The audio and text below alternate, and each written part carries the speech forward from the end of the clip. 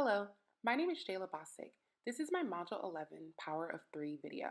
I will be discussing urban health in Harlem, New York populations. You all might be wondering what makes up an urban population in regards to health. Well, the demographic characteristics of who is living in a particular city or urban neighborhood at a given time will reflect historical trends, patterns of fertility, immigration, both in-migration and out-migration, all to influence population composition. Characteristics of populations that influence health are age and gender distribution, genetic characteristics, health beliefs, and cultural attitudes. While the diversity of urban populations ensures that there is no specific urban genotype, genetic characteristics interact with environmental conditions to produce urban phenotypes with particular health resiliencies and vulnerabilities. Changes in urban population composition over time as a consequence of urbanization, immigration, aging, and fertility decline have a profound impact on health. More specifically to my special population of Harlem. Harlem is a vibrant community with rich cultural traditions, where residents are primarily African American and or Latino. Approximately 1 out of 5 residents is also born outside of the United States, adding to the neighborhood's diversity. Harlem is also one of the poorest communities in New York City. Low income and minority residents in Harlem have a critical need for a medical home. Community residents generally self report poorer health status and more frequent mental distress when compared to New York City as a whole. Residents are also more likely to go without needed care and prescription medications. Furthermore, high rates of chronic illness and poor health outcomes in Harlem point to the need for more physicians trained to care for underserved populations. For example, residents in Central and East Harlem experience higher rates of diabetes, obesity, and HIV/AIDS than New York City as a whole, as well as high rates of infant mortality and low birth rate. Use of preventative service such as cancer screening is below national goals, leading to higher rates of morbidity and mortality. The key social determinants of health in urban areas include the following: place of residence, race and ethnicity, socioeconomic status, and education. Other social determinants that are present in Harlem populations include access to healthcare service, public safety, and exposure to crime, violence, and social disorder. Now, this can represent either the presence of trash within the neighborhood or a lack of cooperation in a community, though it should be noted that throughout the last several years, the violence in Harlem has decreased.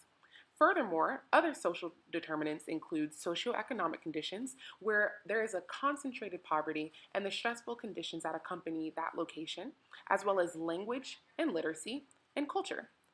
Furthermore, residential segregation is also something that is affecting Harlem, where we see it pretty divided between West Harlem, Central Harlem, and East Harlem.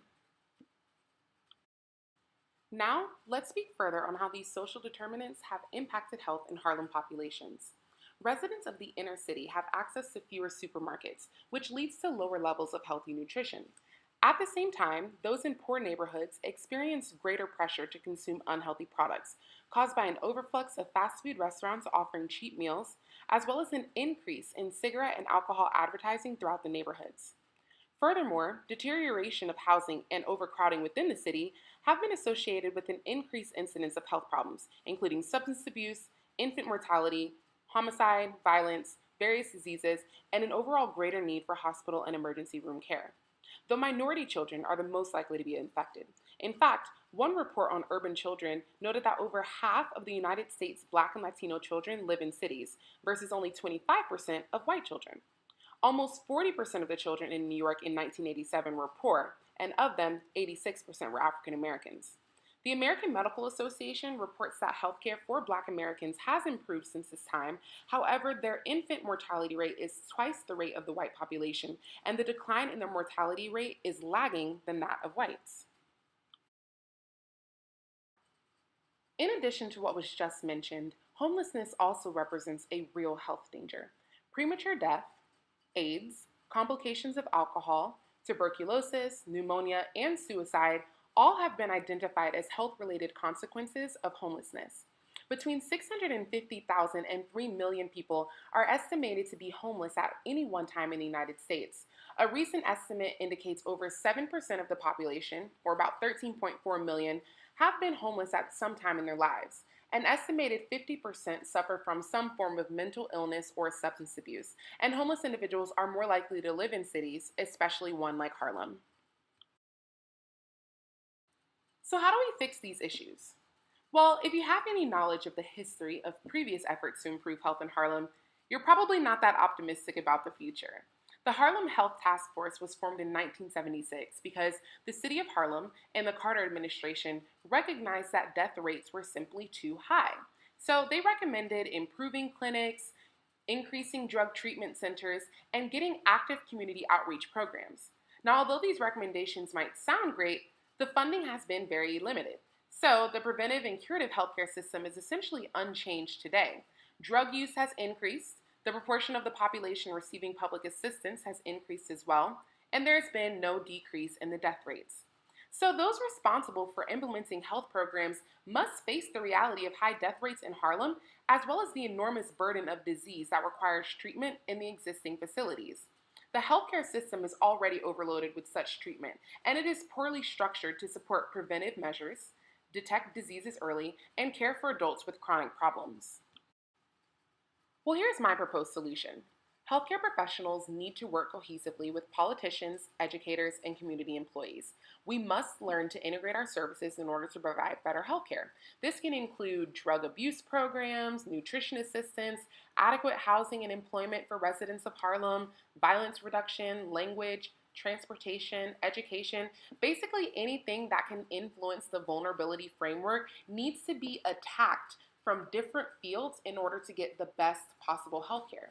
We need to also ensure that intensive educational campaigns are directed at children and adolescents, as most habits are formed from an early age and death rates will begin to rise immediately after adolescence. This is also where integrative services can come together even more.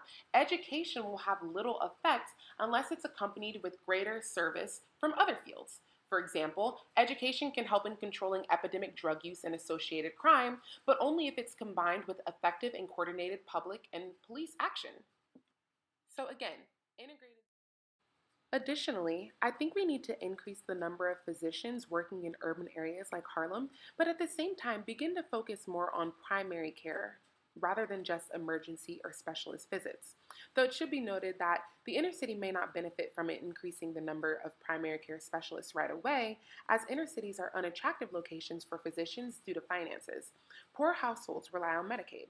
Harlem is obviously a low income area, which makes it difficult to offset lower reimbursement with privately insured patients for doctors. In fact, Medicaid pays doctors only 69% of the private insurance rate. This is something that would also require integrative services, which is what I talked about on the last slide. The government needs to work to better pay our inner city physicians and redress the imbalance within an underserved area.